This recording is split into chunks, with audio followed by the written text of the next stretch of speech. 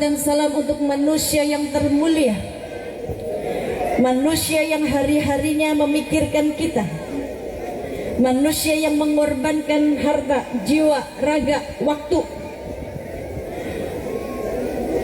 manusia yang apa yang sudah dirasakan oleh umatnya, penderitaannya, kesusahannya, sedihnya, laparnya, beliau sudah merasakan terlebih dahulu. Manusia yang mempunyai cinta yang tidak pernah luntur untuk umatnya, manusia yang dikehendaki oleh Allah untuk memberikan syafaat untuk kita semuanya, baginda Nabi Muhammad sallallahu alaihi wasallam. Semoga kita termasuk orang-orang yang kelak mendapatkan syafaat. Semoga kita termasuk orang-orang yang kelak di yaumil qiyamah bisa melihat cahaya wajah baginda Nabi Muhammad sallallahu alaihi wasallam. Kalau tidak, demi Allah, kita termasuk orang-orang yang merugi. Merugi. Ya. Suatu hari diriwayatkan, dikisahkan, Ummu Aisyah radhiyallahu anha, istri beliau, sedang menjahit baju di malam hari. Ya. Karena belum ada listrik, penerangnya hanya satu lilin saja. Lalu tiba-tiba lilin tersebut tertiup angin dan mati. Ruangan itu menjadi gelap sekali. Tidak lama kemudian ada cahaya yang masuk di belakang tabir. Begitu tabir dibuka, cahaya itu terang sekali hingga membuat ruangan tersebut yang gelap menjadi terang. Yang tadinya jarum yang untuk menjahit baju Rasulullah itu jatuh dan Ummu Aisyah tidak bisa menemukan jarum tersebut karena gelap. Maka begitu cahaya itu masuk, rumah itu menjadi terang sekali dan jarum itu bisa ditemukan. Dan cahaya itu adalah masuknya baginda Nabi Muhammad sallallahu alaihi wasallam ke dalam rumah Ummu Aisyah radhiyallahu anha. Maka Ummu Aisyah mengatakan, "Ya Rasulullah, sungguh engkau cahaya bagi kami ya Rasulullah, cahaya di hati kami, penerang rumah ini yang gelap jadi terang saat engkau masuk."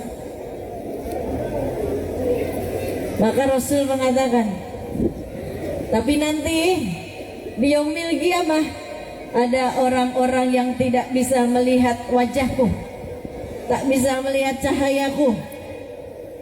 Ummu Aisyah bertanya lagi, "Siapa mereka ya Rasulullah? Bukankah cahayamu ini terang sekali? Bagaimana mungkin ada orang-orang yang tidak bisa mendapatkan cahayamu, tidak bisa melihat wajahmu ya Rasulullah?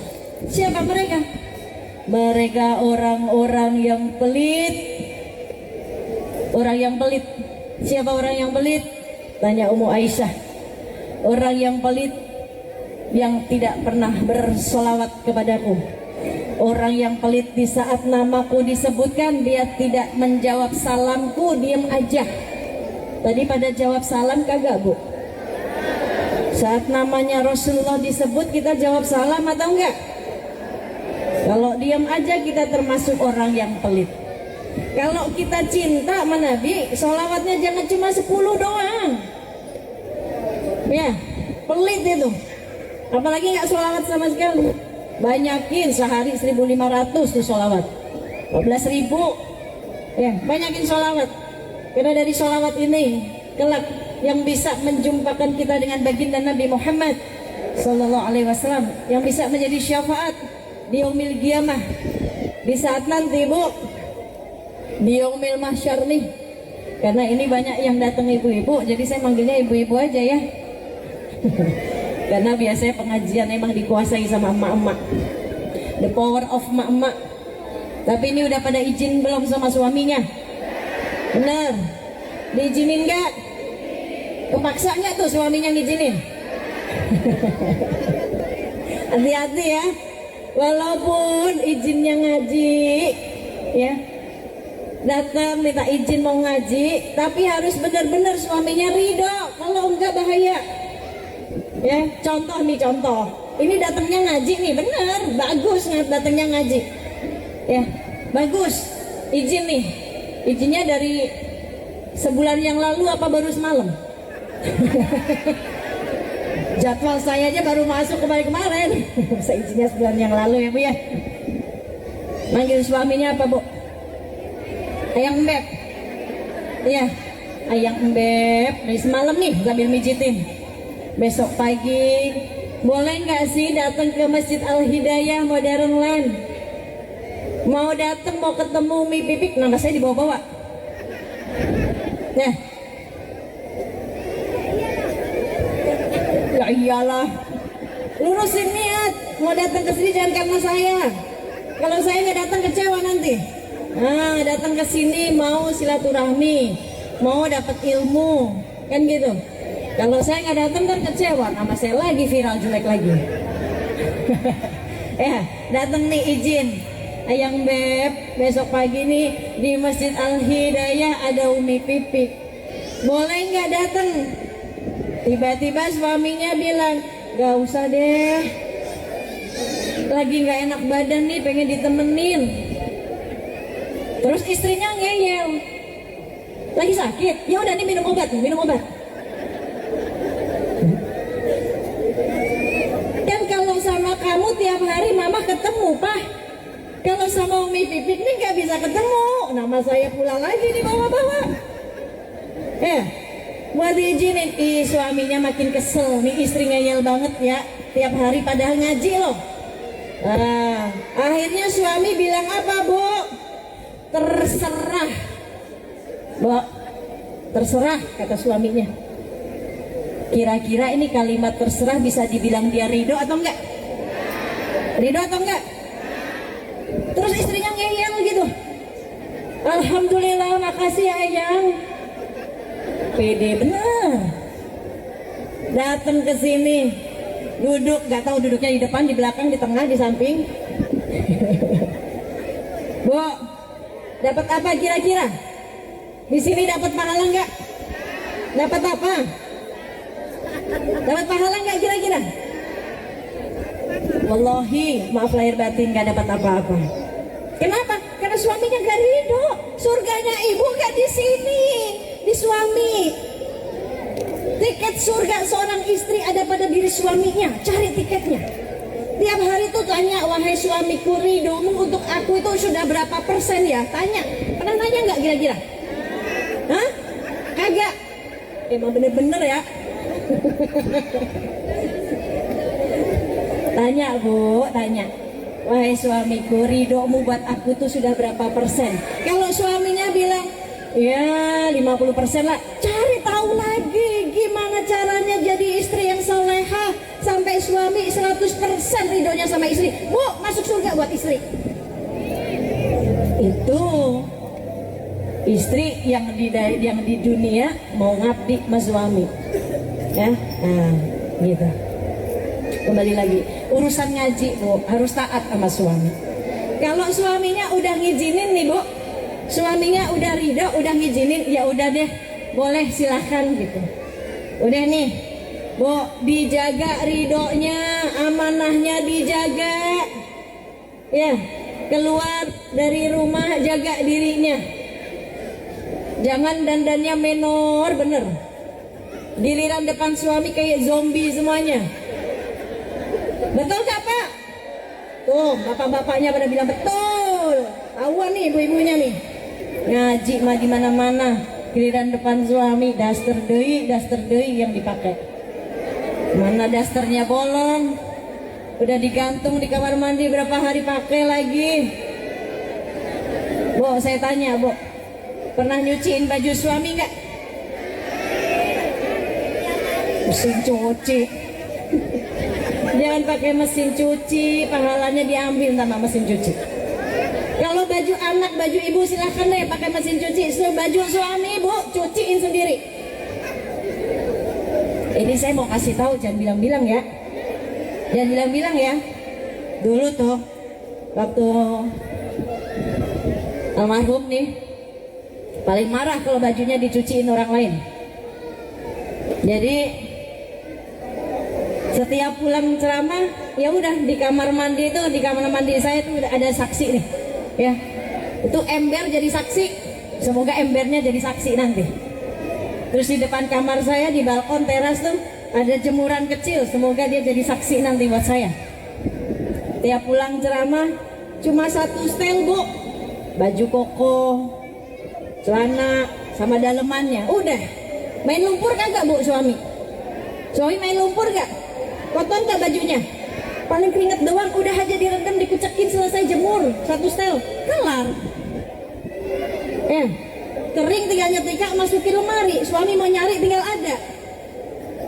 Gampang, jangan ini semua pembantu semuanya.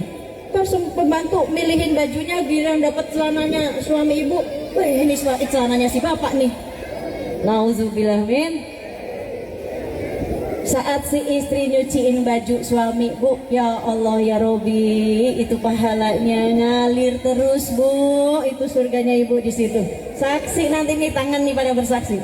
Wah, habis ini pada nyuciin ya. Kok ketawa sih? Bu, satu setel aja, suami baru pulang kerja pelorotin tuh semua baju-bajunya. Langsung masukin ke cucian, kamar mandi sediain tuh.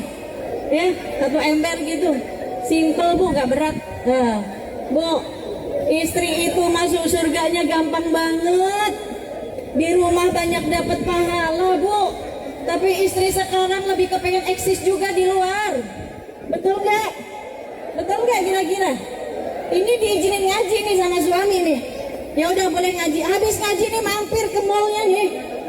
Mall apa nih di sini yang dekat? Karawaci, Bu, saya dulu pernah tinggal nih, pernah ngekos di perumahan Harapan Kita. Tahun 9 berapa ya? 98 lah. Waktu dulu ada jarahan tuh, ingat nggak? Saya ada di situ tuh, ngeliatin orang bawa kulkas, ngeliatin orang bawa mesin cuci. Saya sama Uji di dalam mobil. Tuh, waktu itu di perumahan Harapan Kita Karawaci. Jadi saya tahu lah daerah sini. Dulu pernah tinggal di sini perumahan Harapan Kita. Ini nih pada ngaji, udah diizinin mas suami. Pulang dari sini mau ke mall Karawacinya izin Bu, jangan pengasih pengumuman. Habis dari sini pada nge-mall, baru tuh ngabarin si Ayang Beb, Ayang, Mama ada di mall Bu. Itu mah bukan izin, pengumuman. Banyak yang gitu nggak? Banyak yang gitu nggak? Di sini mah enggak, insya Allah. Gak ada satu, gak ada dua, gak ada tiga. Banyak ya. Nah, ini mesti dijaga Bu. Akhir zaman ini wanita jadi fitnah yang luar biasa. Yang banyak di neraka ini siapa Bu? Laki-laki apa perempuan? Nah itu ngaku. Di neraka banyak kaum perempuan Bu. Ngapain kita menu-menuhin lagi? Ya Allah ya Rob. Ibu, Nabi Allah Muhammad SAW, beliau Bu di saat dikasih tahu bahwa neraka ketujuh ini Allah ciptakan untuk umatnya, beliau pingsan Bu, 3 hari beliau gak mau makan. Nih, suatu hari malaikat Jibril datang menemui Rasulullah. Ya Rasulullah, Assalamualaikum. Ya Rasulullah, hari ini Allah mengobarkan api neraka ya Rasulullah. Maka semua malaikat takut dan aku bertabaruk kepadamu, karena aku tahu engkau manusia yang paling dicintai oleh Allah. Maka aku mengambil berkahmu.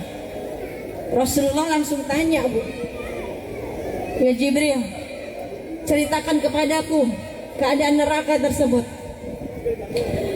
Maka malaikat Jibril menceritakan, neraka itu di setiap tingkatannya perjalanannya 70 tahun jaraknya. Di tingkat pertama diciptakan untuk orang-orang yang munafik. Tingkatan kedua untuk orang yang penyembah berhala. Tingkatan ketiga yang menyembah matahari. Tingkatan keempat untuk orang-orang kafir. Terus sampai tingkatan ketujuh, malaikat Jibril terdiam. Lalu Rasul bertanya, ya Jibril, engkau belum selesai. Untuk siapa neraka tingkat ketujuh itu ya Jibril? Maka malaikat Jibril terdiam, tertunduk dan mengatakan, ya Rasulullah maafkan aku. Neraka tingkat 7 Allah ciptakan untuk umatmu yang melakukan dosa besar dan mereka belum bertaubat kepada Allah. Bu, seketika itu Rasulullah pingsan. Lalu malaikat Jibril mengangkat tubuh Rasulullah dan naruh di pangkuan malaikat Jibril. Gak lama Rasulullah terbangun menangis, Bu. Ya Jibril, apakah benar tingkat ketujuh neraka itu untuk umatku ya Jibril? Nangis, Bu. Setelah itu Rasul 3 hari dihabiskan waktunya untuk sujud dan memohon kepada Allah, beribadah. 3 hari gak mau makan, Rasul gak keluar rumah, Bu. Hingga Sayyidina Abu Bakar Siddiq datang menemui Rasulullah di rumah. Assalamualaikum ya Rasulullah, sudah 3 hari aku gak berjumpa denganmu, bolehkah aku masuk? Rasul tidak menjawab, Bu. Lalu Sayyidina Abu Bakar Siddiq pulang. Di jalan bertemu dengan Sayyidina Umar. Wahai Abu Bakar, kenapa engkau menangis? Ketahuilah Rasulullah sudah 3 hari di rumah, tidak keluar rumah, tidak makan. Maka Sayyidina Umar mendatangi rumah Rasulullah. Assalamualaikum ya Rasulullah, bolehkah aku masuk? Lewat pintu mana supaya aku bisa melihat engkau ya Rasulullah? Rasul diam, Bu. Lalu kemudian tidak berhasil, Sayyidina Umar jalan lagi. Di jalan bertemu sama Salman Al-Farisi, menceritakan kepada Salman Al-Farisi. Sampai akhirnya Salman mendatangi rumah putri Rasulullah, yaitu Sayyidah Fatimah Zahra. Begitu mendengar sudah 3 hari ayahnya tidak keluar rumah, Sayyidah Fatimah putri Rasulullah langsung mendatangi rumah Rasulullah. Assalamualaikum ya ayahku. Begitu mendengar suara putrinya, Rasul langsung bukakan pintu. Karena Rasulullah kalau rindu wanginya surga, Rasul mencium kening putrinya. Begitu datang, dibukain. Sayyidah Fatimah bertanya, ya Rasulullah, ya ayahku, apa yang kau lakukan? Apa yang terjadi? Engkau pucat, kurus. Apakah engkau tidak makan ya Rasulullah, ya ayahku? Apa jawab Rasulullah, Bu? Ya Fatimah putriku, bagaimana aku bisa makan? Bagaimana aku sanggup mengunyah? Jikalau aku mendengar Allah menciptakan neraka ke-7 itu untuk umatku ya Fatimah. Menangis. Rasul gak rela, Bu, kita masuk neraka. Rasul gak rela. Bahkan Rasul berdiri di arsy-Nya Allah. Ada pintu, ada mimbar kanan dan mimbar kiri. Mimbar kanan yang berdiri Nabi Ibrahim alaihissalam. Karena mimbar kanan itu arah jalan menuju surga, sedangkan mimbar kiri arah jalan menuju neraka. Rasul memilih berdiri di mimbar yang kiri, di jalan yang menuju neraka. Sahabat bertanya, ya Rasulullah, kenapa engkau tidak berdiri di mimbar yang kanan? Bukankah kedudukanmu lebih tinggi dari Nabi Ibrahim? Kenapa engkau tidak di sebelah kanan melihat orang-orang yang masuk neraka? Apa jawab Rasul? Aku berdiri di mimbar yang kiri, arah jalan di neraka, supaya aku bisa melihat umatku dan aku bisa menolong umatku seandainya umatku masuk ke dalam neraka. Tuh yang dilakukan oleh Nabi kita. Lalu apa yang kita bisa lakukan hari ini di akhir zaman? Sudahkah kita berkorban untuk agamanya Allah? Sudahkah kita membuat Nabi itu bangga punya umat kayak kita? Sudahkah kita membuat senang Nabi? Kita yang bikin dosa, kita yang maksiat, Nabi yang tobat buat kita. Dikisahkan satu malam Nabi tidur di rumah Ummu Aisyah. Di saat tertidur Ummu Aisyah terbangun, tidak terlihat ada Nabi di sebelahnya. Ummu Aisyah mencari di mana Nabi. Ternyata Nabi sedang sholat di dalam masjid. Ditungguin oleh Ummu Aisyah, lama sekali sholatnya. Selesai sholat Ummu Aisyah bertanya, ya Rasulullah, kapan kau istirahatnya ya Rasulullah? Tidurlah sebentar. Ya Aisyah istriku, jikalau aku terlelap tidur, bagaimana keadaan umatku? Siapa yang akan menangisi umatku? Tapi ya Rasulullah, aku perhatikan engkau dalam satu malam sholat 1000 rakaat, engkau bentangkan sorbanmu, dan engkau bertaubat satu malam bisa 100 kali taubat hingga kakimu bengkak. Untuk apa engkau melakukan ini ya Rasulullah? Bukankah engkau orang yang maksum, yang tidak punya dosa? Engkau kekasih Allah. Apa jawab Rasul, Bu? Rasul katakan, ya Aisyah istriku, aku bertobat sehari, satu malam bisa 100 kali tobat, kakiku bengkak.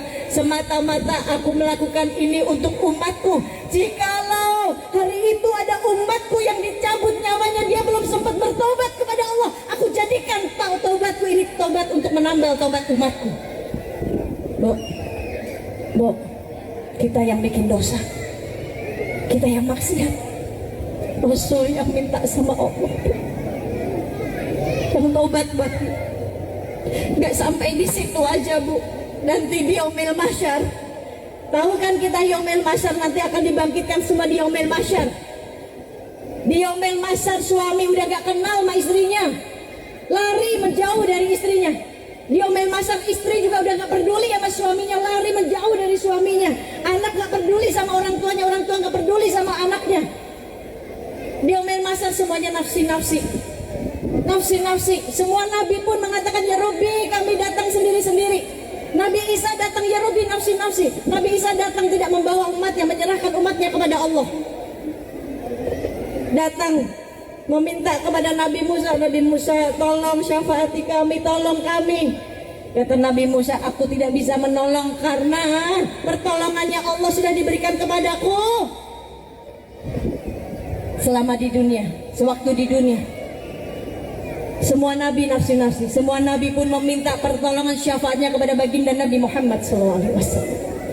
Di yaumil mahsyar semuanya sendiri, Bu, dibangkitkan dalam keadaan telanjang satu sama lain, baik laki-laki baik perempuan.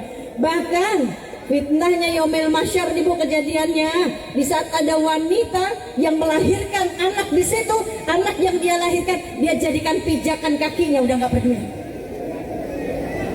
Di situ Rasul menangis, Bu, sujud memohon kepada Allah hingga Allah menyuruh, ya Muhammad, bangun. Untuk apa engkau ibadah? Sudah tidak ada ibadah di sini, bangun. Kenapa engkau sujud? Apa jawab Rasul? Jikalau Nabi Isa saja datang sendiri, tidak membawa umatnya, tidak menyelamatkan umatnya, bagaimana dengan umatku, ya Allah? Ampunkan dosa umatku, ya Allah. Selamatkan umatku, ya Allah. Ampuni dosanya, ampuni khilafnya. Ini yang dilakukan Rasulullah SAW. Maka sudah saatnya, Bu, kita nih umat Nabi yang dibanggakan oleh Nabi Muhammad, senengin hatinya Nabi. Nih khususnya para perempuan. Ini kan kita udah sering ngaji, Bu. Ibu ngaji dari Senin sampai Minggu, betul atau enggak? Banyak sekali pengajian yang Ibu datangin. Tapi apa yang kita dapat? Jikalau dari ilmu yang kita dapat ini enggak membuat kita menjadi salehah, enggak membuat berproses kita menjadi semakin baik lagi, kita masih dengki sama orang, kita masih hasad sama orang, kita masih sombong jadi hambanya, kan gitu.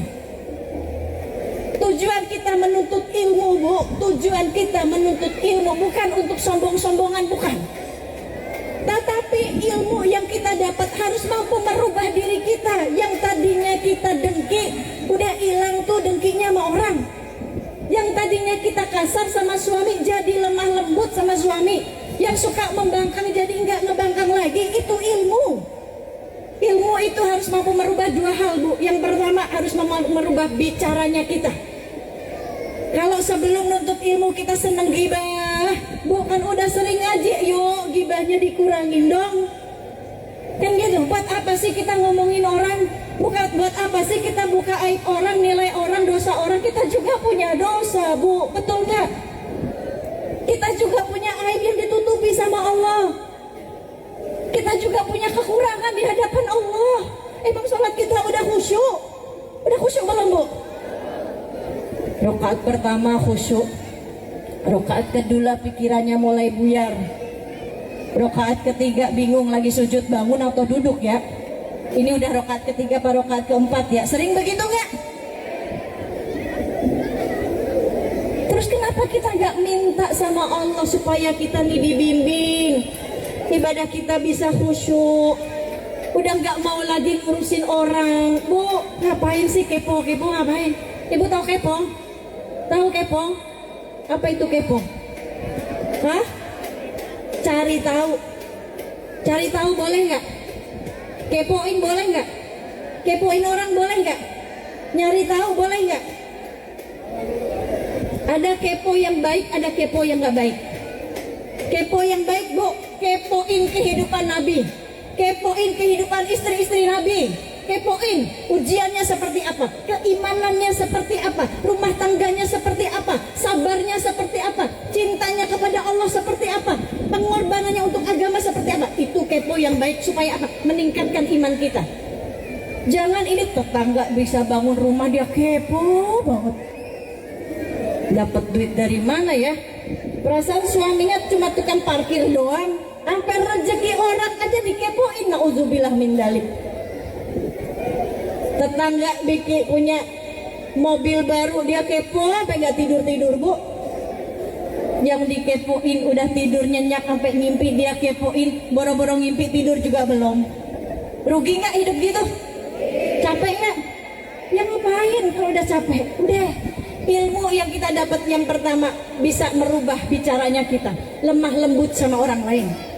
Gak mau tuh menilai orang lain karena dia tahu dia juga sedang dinilai oleh Allah. Bu, kita semuanya, saya, kalian semuanya sedang tidak baik-baik aja di dunia, demi Allah. Kita semua sedang dinilai oleh Allah. Pantas gak sih kita masuk surganya Allah? Menuju surganya Allah ini bu gak mudah. Di dunia penuh dengan susah payah ujian-ujiannya. Kita sedang menuju ke sana. Kita semua kepengen pulang. Bu, pada mau pulang gak? Gak mungkin kan ibu nginep di sini. Semua bakalan pulang. Ada yang naik angkot, ada yang nebeng sama temennya, ada yang naik motor, ada yang naik mobil. Semuanya bakalan pulang ke rumah. Tetapi kalau kepulangan yang ditunggu tuh enak. Ibu ngaji, suami nunggu di rumah, anak nunggu di rumah. Mereka nunggu ibu, senang ada yang ditunggu. Kita pulang ke Allah dengan kendaraan kita masing-masing. Tapi kalau kepulangan yang ditunggu tuh nikmat bu. Kepulangan yang nanti dijemput tuh nikmat banget ya.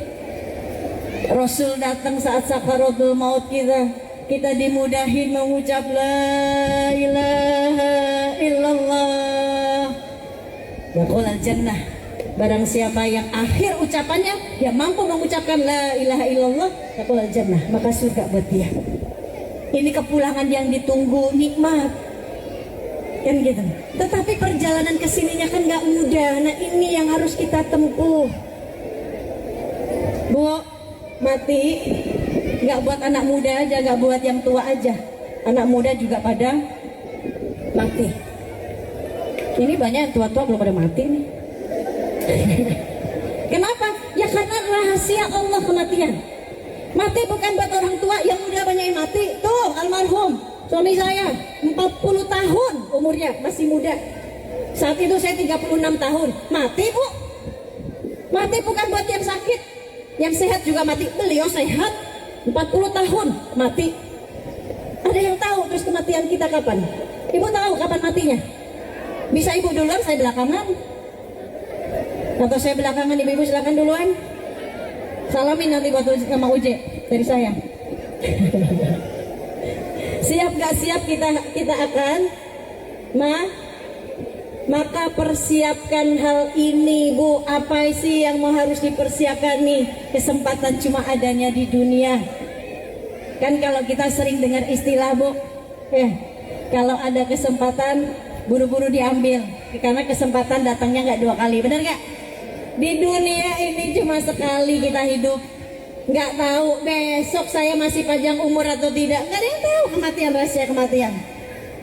Ya. Nah tetapi selama ini kita ini menjalaninya dengan taat. Rugi bu. Kalau kita nggak taat, rugi. Walaupun Allah nggak butuh, sholatnya kita nggak butuh. Kita yang butuh. Buat nyelamatin kita. Nih dunia sekarang nyata, kita tinggal di dunia. Ya, akhirat ya cerita doang, nanti aja deh. Tutup auratnya nanti aja deh. Kan gitu. Begitu mau tutup aurat, Allah udah cabut nyawanya. Akhirnya ditutupin bener-bener tuh. Pakai kain kafan. Nauzubillah min dalik. Dunia nyata, kita tinggal dunia sekarang. Akhirat cerita. Tapi nanti kalau kita udah mati, baru tuh akhirat nyata jadi dunia bahan cerita. Oh coba kemarin di dunia saya nggak sia-siakan waktu saya. Coba di dunia kemarin saya sholat. Coba di dunia kemarin saya baca Quran. Coba di dunia kemarin saya sedekah. Coba di dunia kemarin saya nolongin orang. Bu, telat. Baru tuh akhirat nyata, dunia jadi bahan cerita. Mereka-mereka yang sudah mendahului kita, demi Allah nih, kalau telinga kita bisa mendengar mereka teriak-teriak minta dikasih kesempatan 1 hari untuk tinggal di dunia. Ya Allah, izinkan saya untuk tinggal 1 hari di dunia, saya mau sholat. Ada di sini yang nggak sholat? Bu, ada yang nggak sholat nggak? Doain. Umi, saya punya suami belum sholat Umi. Boleh nggak saya minta cerai? Nggak boleh. Cerai. Bentar cerai. Jangan Bu, doain. Nih ada 3 wanita yang doanya nembus ke langit. Ada 3 wanita yang doanya setara dengan doanya 70 wali. Yang pertama, doa seorang anak perempuan untuk ayahnya. Anak-anak perempuan, doain ayah kalian. Kalian bisa sekolah, kalian bisa menuntut ilmu, kalian bisa makan. Itu ada keringat ayah kalian, doain. Jangan pada kurang ajar anak-anak perempuan sekarang. Di dalam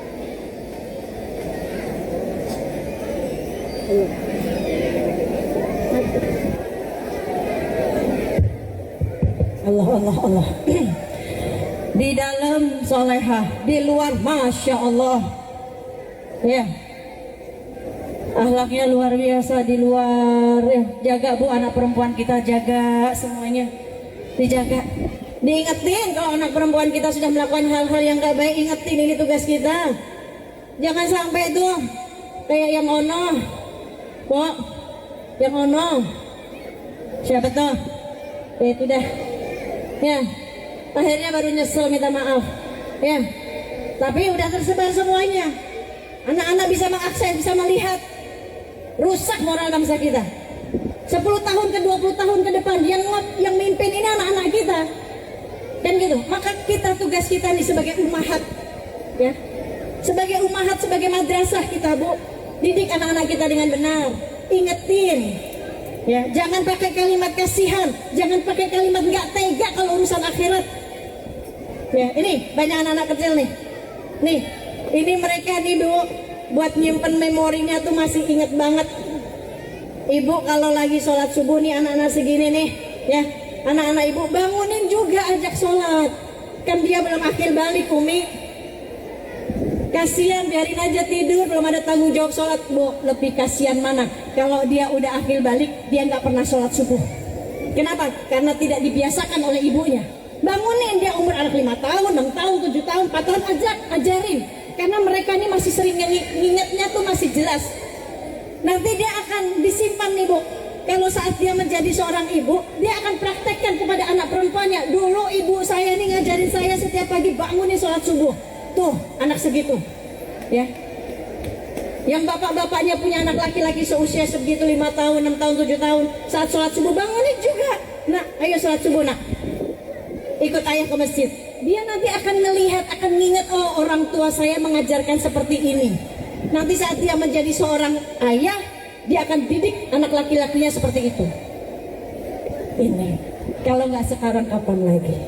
Ya, ibu-ibu yang dimuliakan Allah, yang terakhir, kalau berbicara tentang membersihkan hati, ada satu amalan yang jika Rasulullah mengingat tentang penyakit hati ini, Bu, penyakit hati ini, masya Allah, bahayanya nggak cuma di dunia, tapi sampai di akhirat. Kalau cuma penyakit zohir aja Bu, minum obat, bismillah, atas izin Allah sembuh. Kalau nggak sembuh juga paling juga keputus sama dunia, yaitu kematian. Tapi kalau penyakit batin, penyakit hati, susahnya nggak cuma di dunia tapi sampai di akhirat. Dan Rasul Bu, kalau sudah mengingat penyakit hati nih, Rasul baca doa ini. Mau saya kasih tahu nggak doanya? Mau kasih tahu nggak? Wani pirong. Saya minum dulu ya.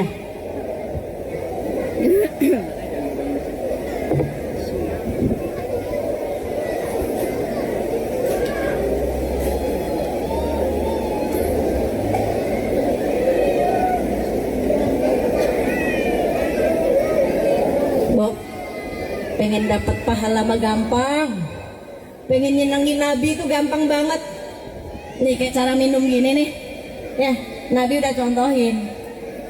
Nabi contohin, dan guru mulia saya Habib Umar bin Hafiz yang baru kembali, juga Hubabah Ummu Salim, kalau ngajarin minum Bu, cara minumnya Nabi, kita dapat pahala.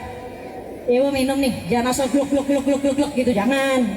Ya, kita minum, baca Bismillah, minum, terus Alhamdulillahirobbil alamin, minum lagi Bismillahirrahmanirrahim, minum lagi, Alhamdulillahirobbil alamin, baca lagi Bismillahirrahmanirrahim, minum lagi, Alhamdulillahirobbil alamin. 3 tegukan, ya Allah Bu, itu udah bikin Nabi itu senang sama kita, bangga sama kita.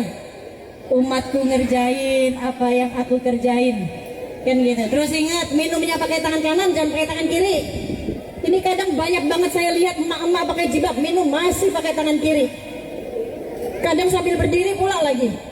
Ya, itu cara minumnya setan Bu. Minum pakai tangan kiri, makan pakai tangan kiri sambil berdiri, cara minumnya setan. Para sahabat kalau melihat ada orang minum pakai tangan kiri, makan pakai tangan kiri sambil berdiri, maka langsung disenggol Bu, supaya makanan minumannya itu nggak sempat masuk ke dalam mulut. Nah, ibu-ibu kalau makan steak, pernah makan steak nggak? Tahu nggak steak? Tahu? Pernah makan? Saya tanya, kalau makan steak itu disediainnya tangan kanannya apa? Sendok atau pisau atau garpu? Pisau. Tangan kirinya garpu. Dan saya masih banyak melihat ibu-ibu pakai jilbab, laki-laki pakai peci kalau makan steak di restoran, ya makannya pakai tangan kanan. Makannya pakai tangan kiri. Soalnya kan tangan kanannya pisau, Umi, masa kita makan pakai pisau? Hei, nggak gitu juga, keles. Potongin dulu dong. Tangan kanannya pisau bener, potongin dulu dagingnya. Taruh tuh pisaunya, ambil garpunya pakai tangan kanan, makan pakai tangan kanan, kan simple. Nah, gitu. Itu cara makannya orang Islam. Baik. Apa sih doanya, Bu? Setiap Nabi menyebutkan penyakit hati, maka Nabi mengajarkan pada kita agar kita baca doa ini. Ikutin ya Bu ya. Loh, mau direkam gak apa-apa deh, biar handphonenya nggak bisa buat storyin saya mulu. Ini kalau nggak ada bapak-bapak, biasanya cadar saya buka. Kalau di tempat tertutup, kalau terbuka ya enggak.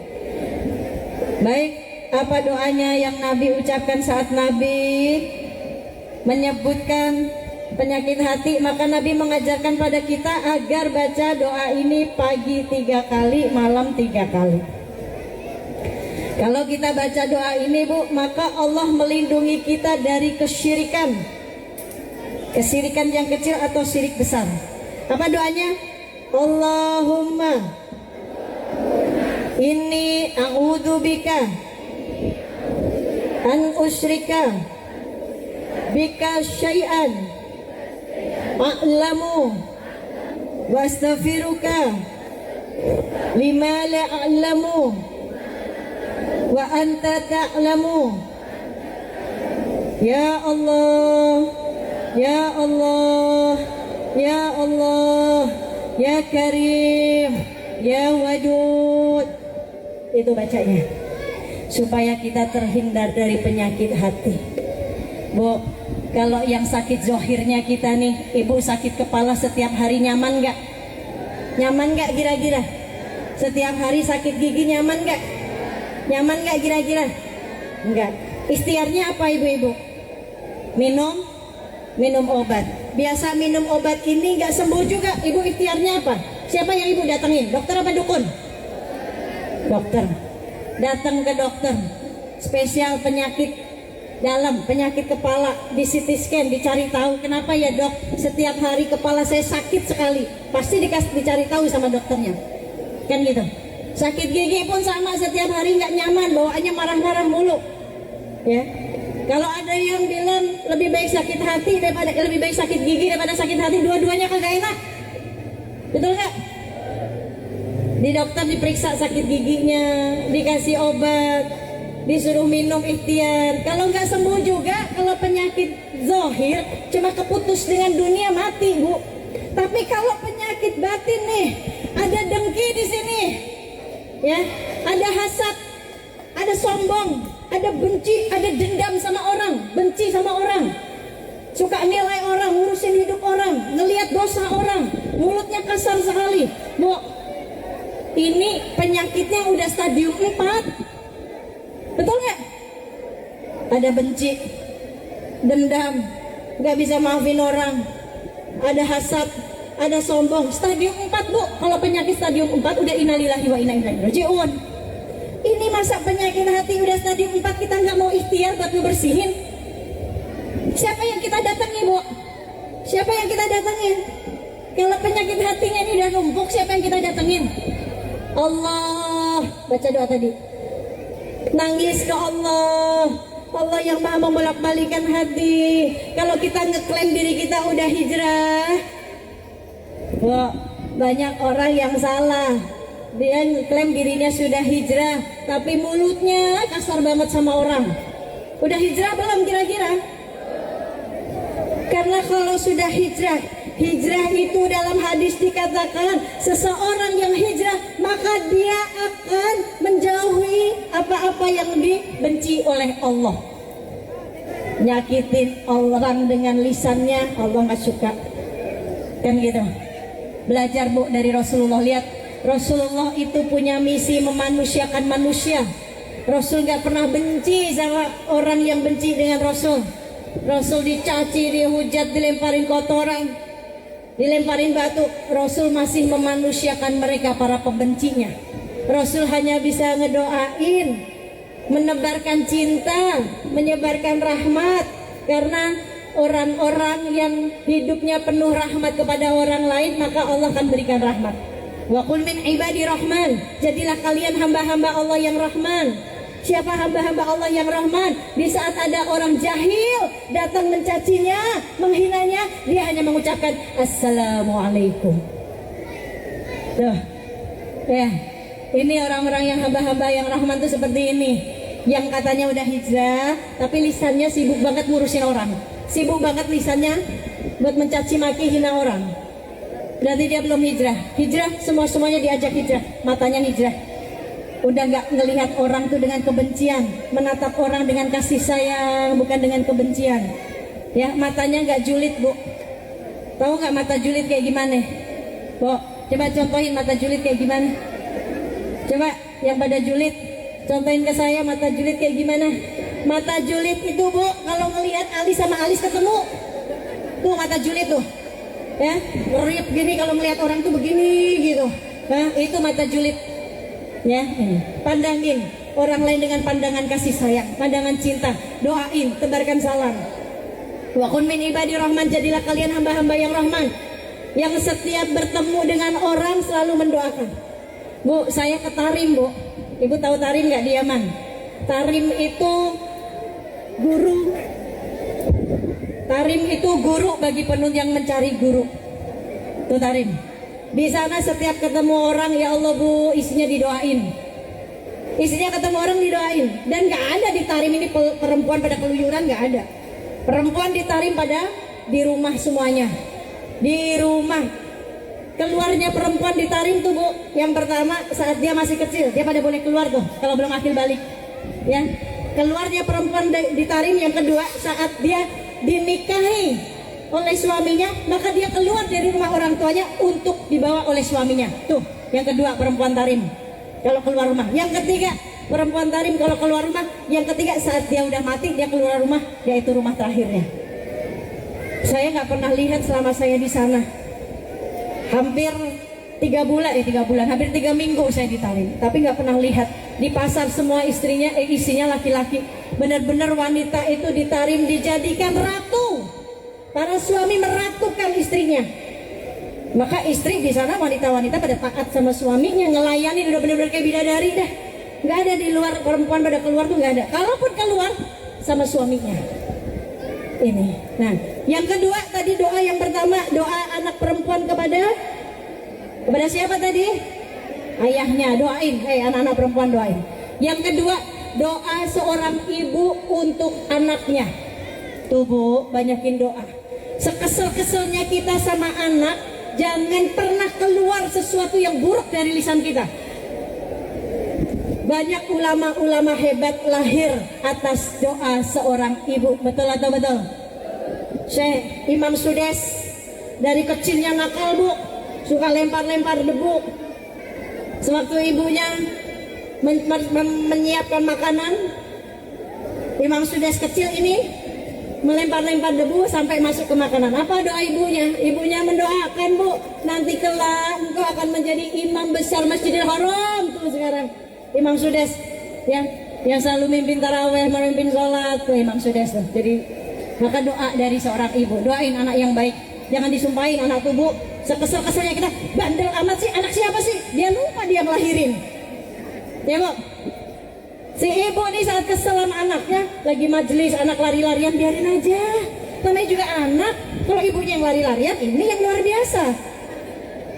Kalau ibunya yang nggak bisa diem, ini yang luar biasa. Kalau anaknya nggak bisa diem, namanya juga anak-anak, Bu. Jangan dicubit. Anak siapa sih bandel banget? Dia lupa dia ngelahirin. Dia lupa sama anaknya sendiri. Jangan. Nanti akhirnya dia akan jadi anak yang bandel. Biarin aja. Ya, Imam Bukhari jadi ulama yang hebat atas siapa? Doa seorang ibu. Maka doakan anak-anak kita dengan doa yang baik. Yang ketiga, doa wanita yang setara dengan 70 wali. Doa seorang istri untuk suaminya. Doain, Bu.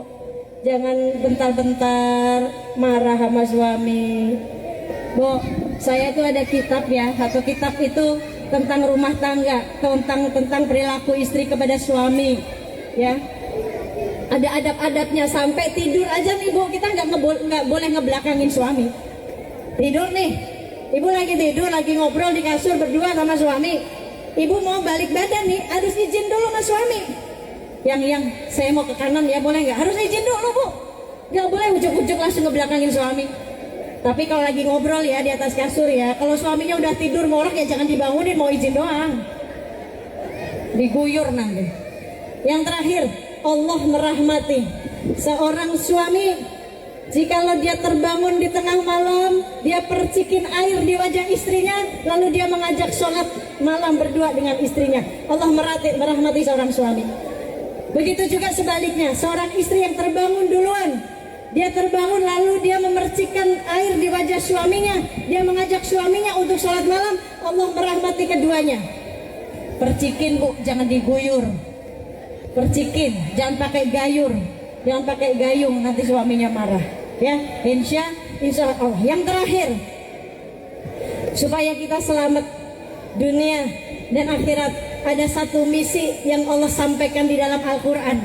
Jikalau kita pakai ayat ini untuk kehidupan kita di dunia, maka kita akan selamat di akhirat. Apa ayat itu? Di surat At-Tahrim ayat 6, Allah sudah firmankan, Allah sudah kasih warning kepada kita. Ya ayyuhalladzina amanu qu anfusakum wa ahlikum naron. Hai orang-orang yang beriman, jagalah dirimu dan keluargamu dari siksa api neraka. Saat seorang suami baca ayat ini, hai para suami perhatikan. Saat engkau baca ayat ini, hai orang-orang yang beriman, jagalah dirimu, yang disebutkan dirimu, karena engkau yang sedang membaca ayat ini. Dirimu wahai suami.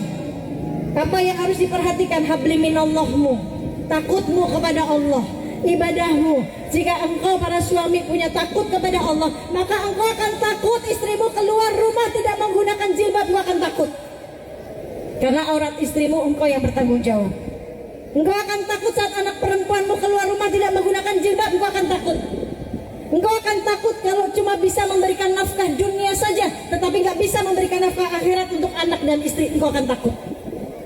Ingetin, Bu, suaminya kalau udah terlalu sibuk banget, diingetin, ayang embe, kapan kita sholat bareng. Ingetin, ya, jangan sibuk urusan dunia saja.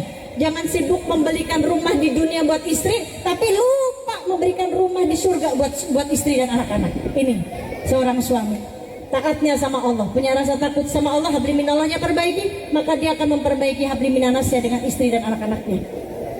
Saat seorang istri sama, istri, mana istri? Ada janda di sini? Ada? Berdiri di belakang saya.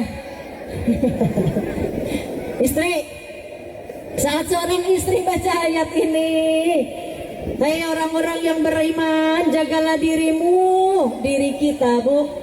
Seorang istri, seorang ibu, baca ayat ini, yang harus dijaga diri kita, taatnya kita kepada Allah, takutnya kita kepada Allah.